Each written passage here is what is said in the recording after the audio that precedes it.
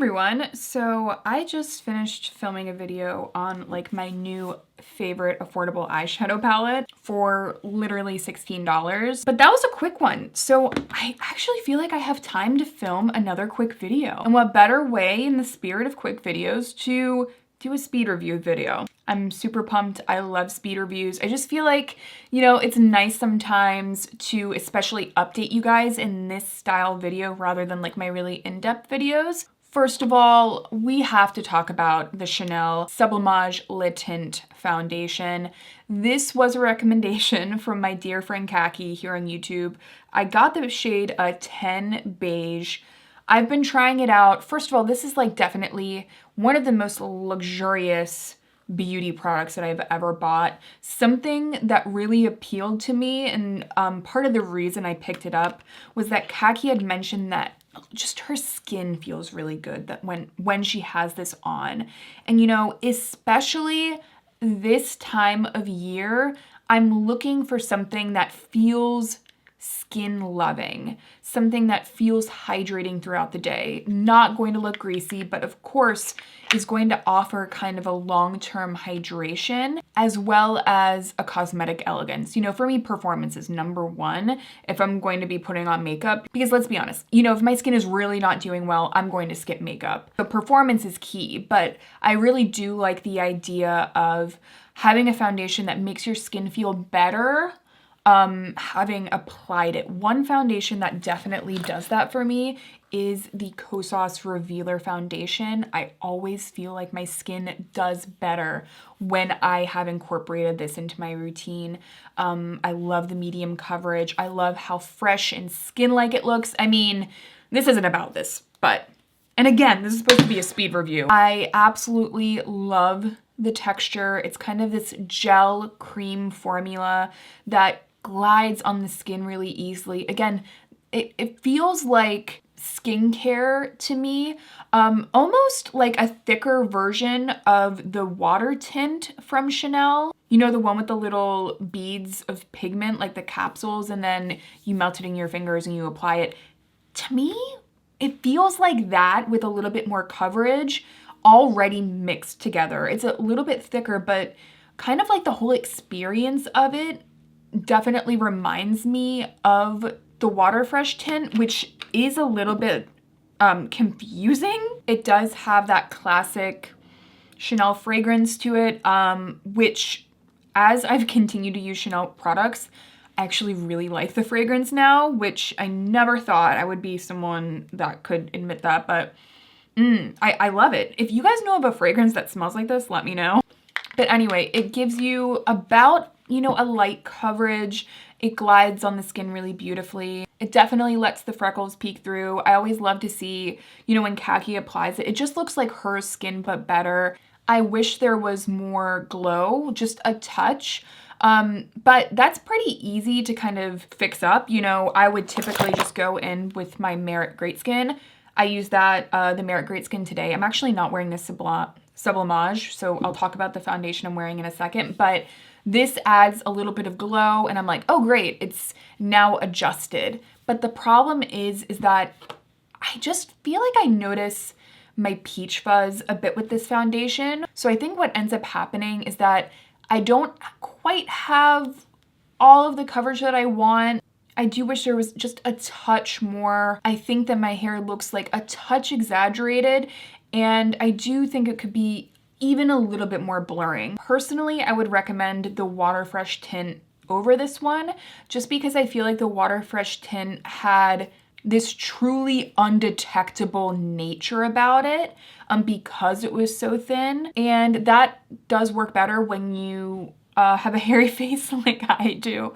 And by the way, because I do get comments all the time like, Amanda, try microplaning, shave your face. Listen, I do shave my face with like an electric razor, but I put it off until like literally the last second oftentimes, because even with that, I often break out. My skin is just really sensitive with shaving. So it's not like a long-term solution for me to shave my face So I have to instead look for foundations that really sit so closely on the skin and hopefully don't make my peach fuzz a little bit more exaggerated. So do I think this is worth the money? No. Does it look absolutely beautiful on khaki? Yes. However, the shade match is kind of insanely good. It like melts right into my skin. I will definitely continue to use it on like for more of like an everyday out the door kind of foundation. But in contrast, this foundation I think is under 20 bucks. Actually, let me check just so I am not talking out of my ass.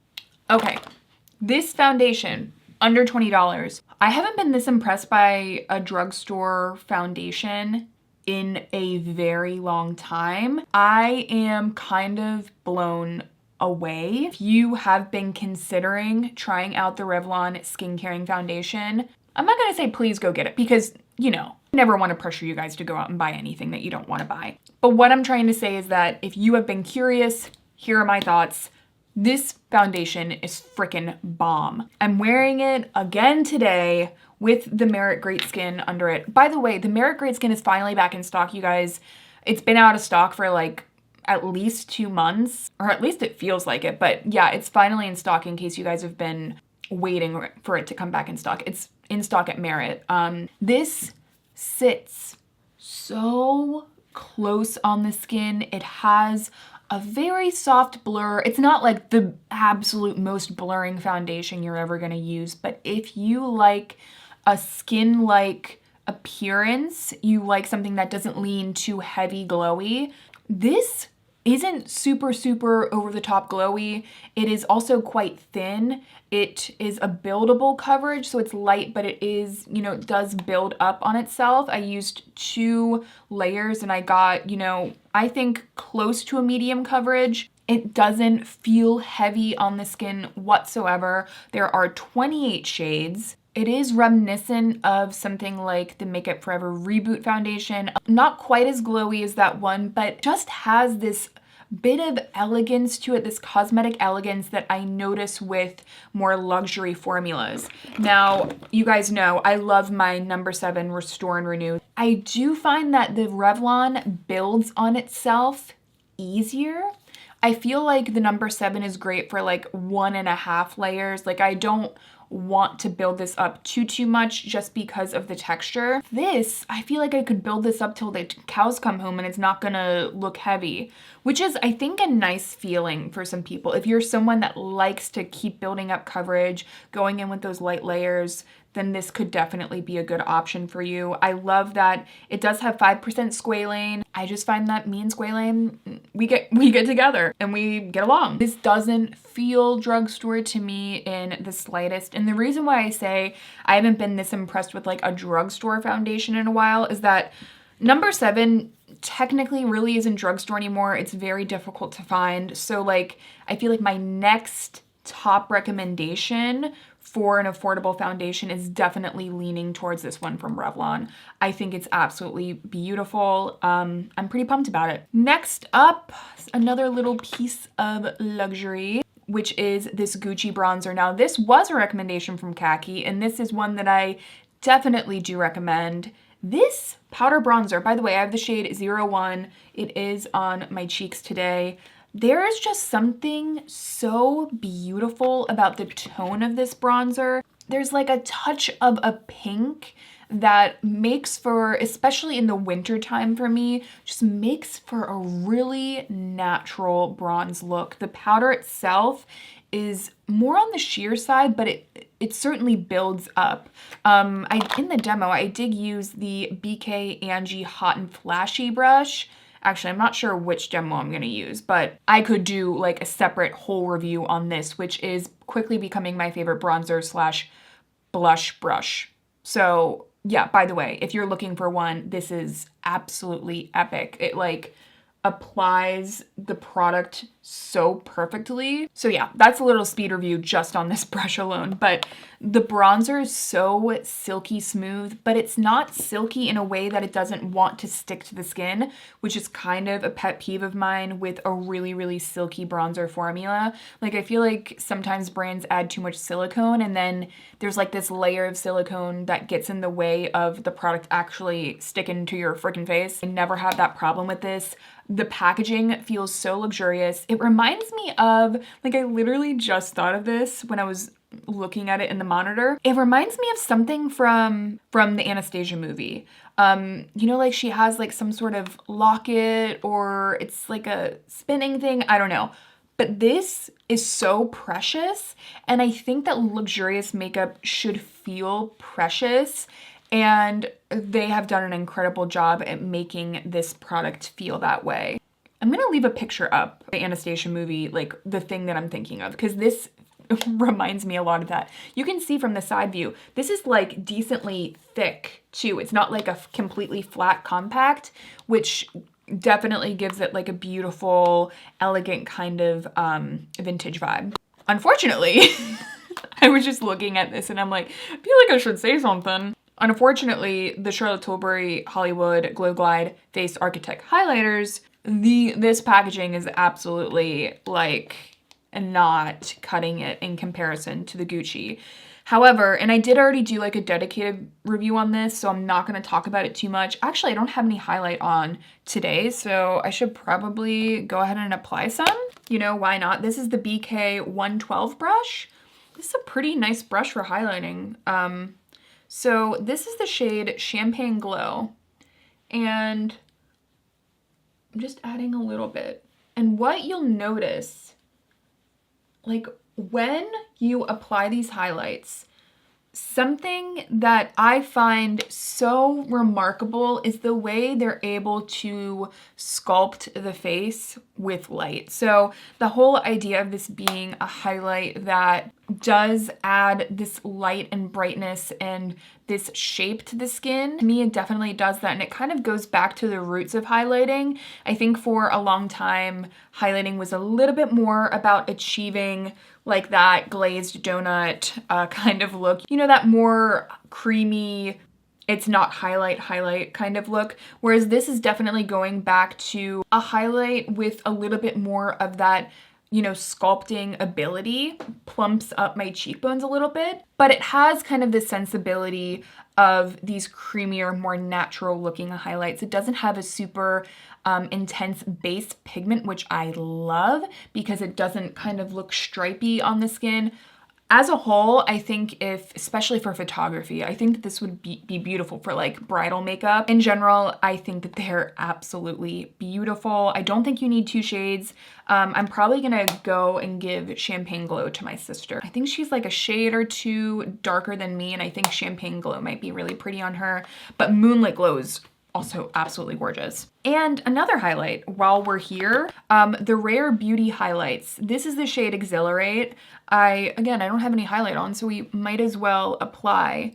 I think the main difference that I notice with this highlight, and maybe you can even see it on the skin, like comparatively, this to me looks it looks a bit creamier, and it looks more like that skincare balmy kind of highlight. Now, it is more of that plushy, putty kind of texture. It is a powder, but I do think the texture is really unique on this one.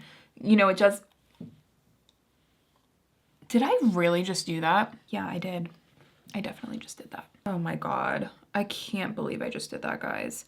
Yeah, don't go shoving your finger into your highlight in order to make a point about the texture. But what I was saying is that it just gives me a little bit more of that glossy effect, very, very sheer base pigment again. I really like the texture though, because it is so easy to use with fingers if you are not going crazy with it. I think as far as like individual glitters, I notice more individual glitters on the side with the Rare Beauty. Like I notice those a little bit more, but it's not really glittery. It is highly pigmented though, like you can really amp it up pretty quickly. So I would just say go in with a light hand with the ones from Rare Beauty.